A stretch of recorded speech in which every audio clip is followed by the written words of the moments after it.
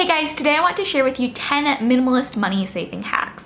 And oftentimes one of the most underrated benefits of minimalism is actually that it will save you a lot of money in the long run. So I'm super excited to get into this, and let's get started with my first money saving hack, which is to use tools that help you to save money. Now, even us minimalists can recognize that there are simply some purchases that we're going to have to make, whether it's buying things like shampoo and conditioner, replacing clothes that wear out, or going on fun trips and experiences. Life costs money, and so a really helpful way of being able to save money is use tools that are going to help you to save money on those purchases that you're already going to be making anyway. And one of my favorite tools for that is actually the company that is partnering with me on this video, which is Top Cashback.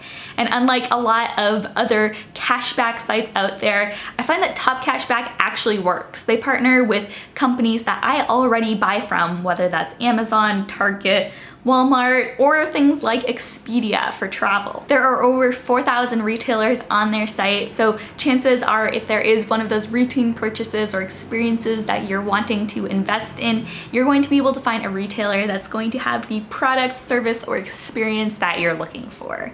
They have a super easy sign up process. All you need to do is enter your name, email, and create a password, and then you're in. I've used their site before for being able to save money on routine purchases like shampoos and conditioners, as well as things like household organization items and even flights. So not only do I find that they have more retailers available than other sites, but they also offer some of the highest commission percentages. They offer you 100% of the commission from your purchase of the product, which means that you're ultimately going to be saving more money in the long run. One other thing that I love is that they have no minimum payout. So when you're ready to collect your cash after you have purchased a few of those necessary products, you can really easily withdraw that money and insert it right into your bank account. So Top Cashback really does make that experience easy and simple, and you can really stand to save a lot of money in the process. And I'm really excited because Top Cashback is actually offering you guys a $10 reward when you sign up and spend your first $25 through the site. That's an amazing deal. You not only get money back on that $25 purchase that you're making, hopefully on goods that you already needed,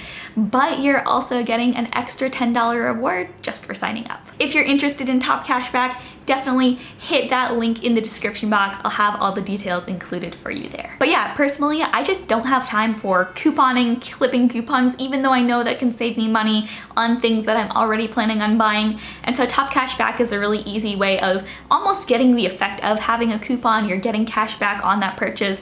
The only difference is that I don't have to spend hours combing through papers that I don't want to receive in the first place. Okay, hack number 2 is to consider how you travel. Are you going to take a plane or drive to your destination?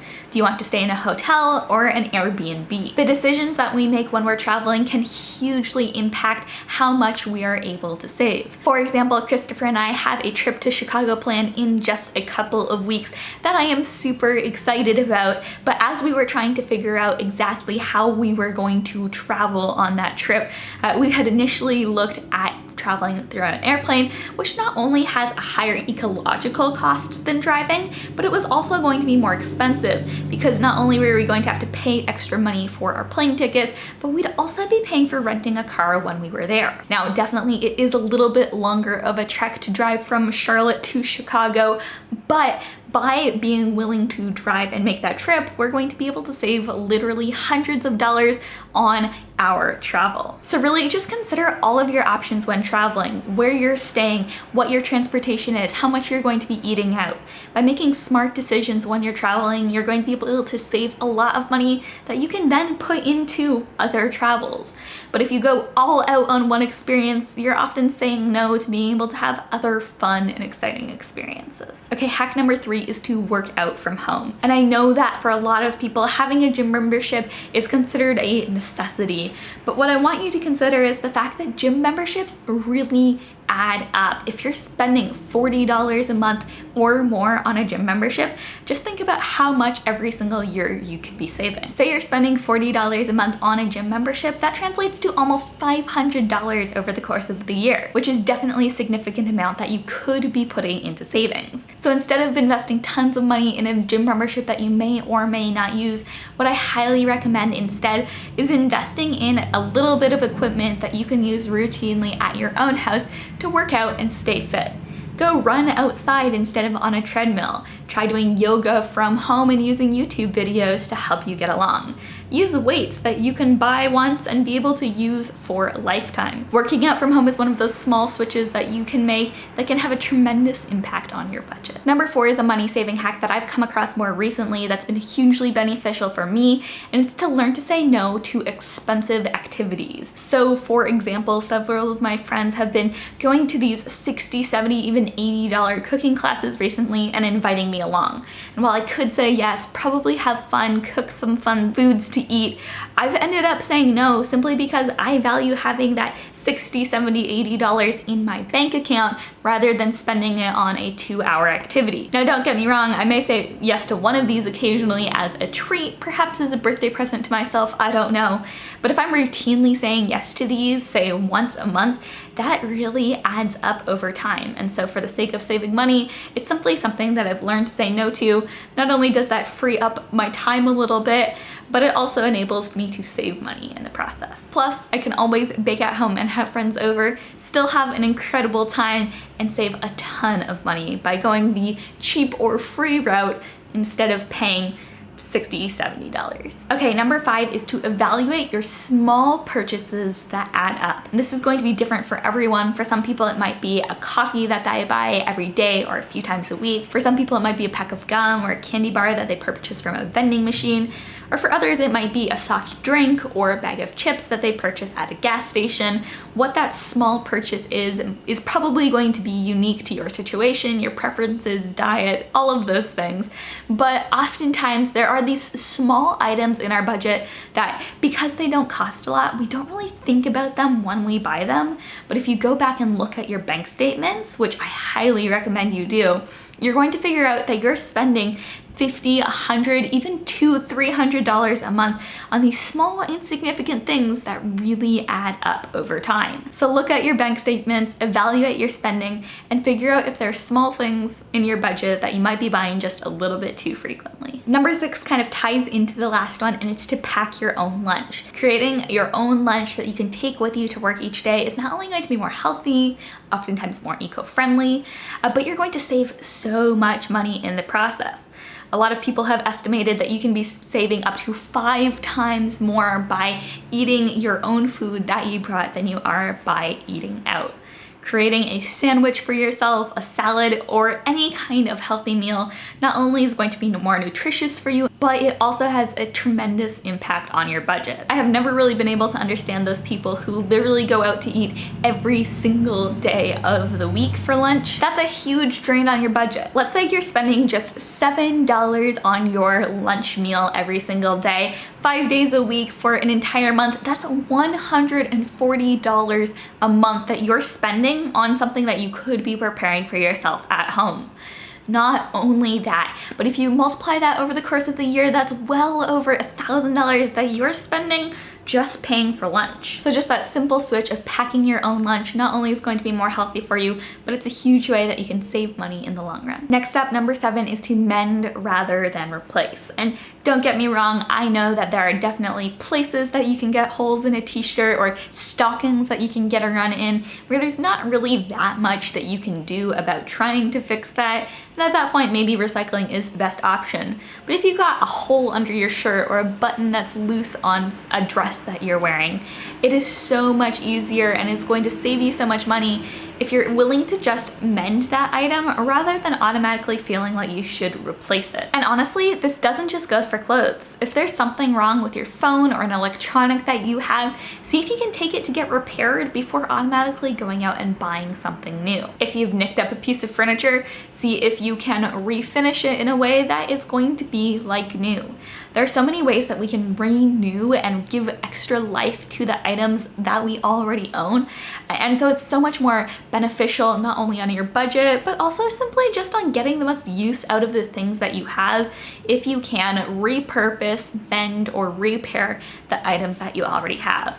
So figure out how you can continue to give those items that you have life, the ones that might be looking a little bit worse for wear, and figure out how you can extend their life, get the full value out of that item. And honestly, it's just a responsible thing to do. Tip number 8 is all about being responsible with the money that you have. And that's if you have a credit card, pay it off in full every month. Christopher and I have 2 credit cards, one for each of us, and we really do pay them off every single month.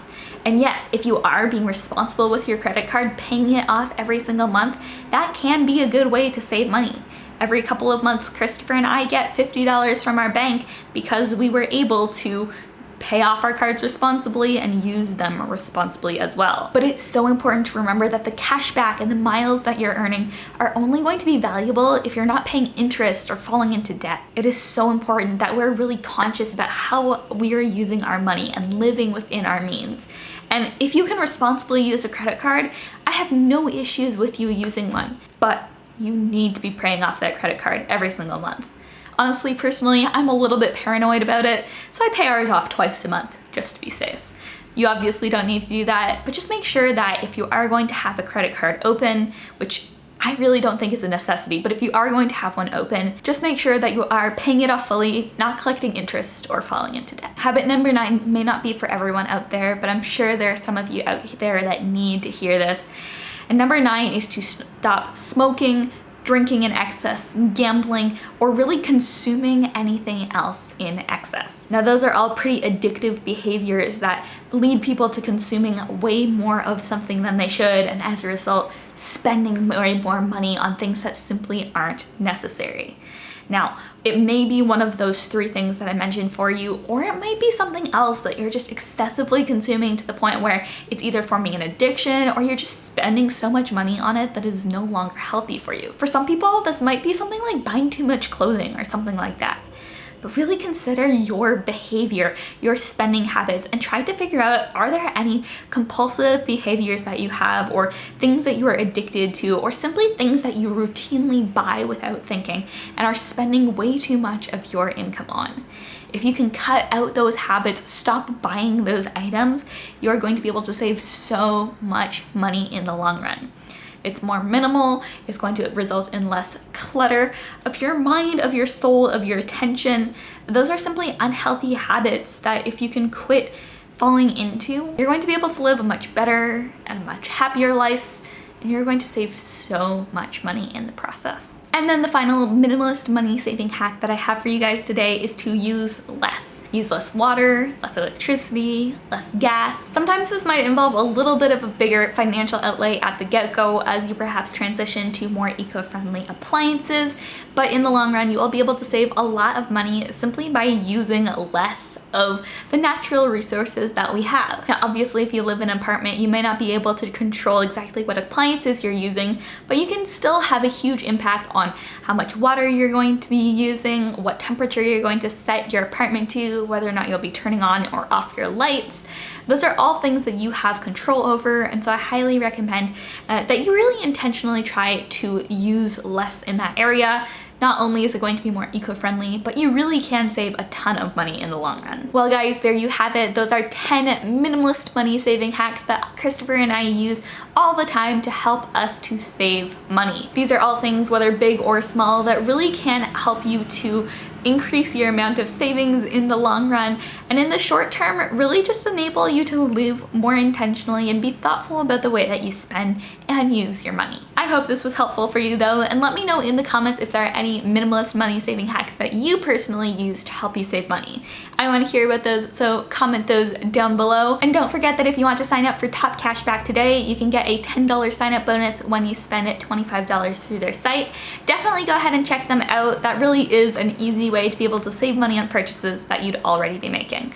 And like I said, the link for that will be in the description box below. That's all I have for you today though, guys. Remember to subscribe if you have not already. And I love you guys all so much. I'll see you in the next one. Bye.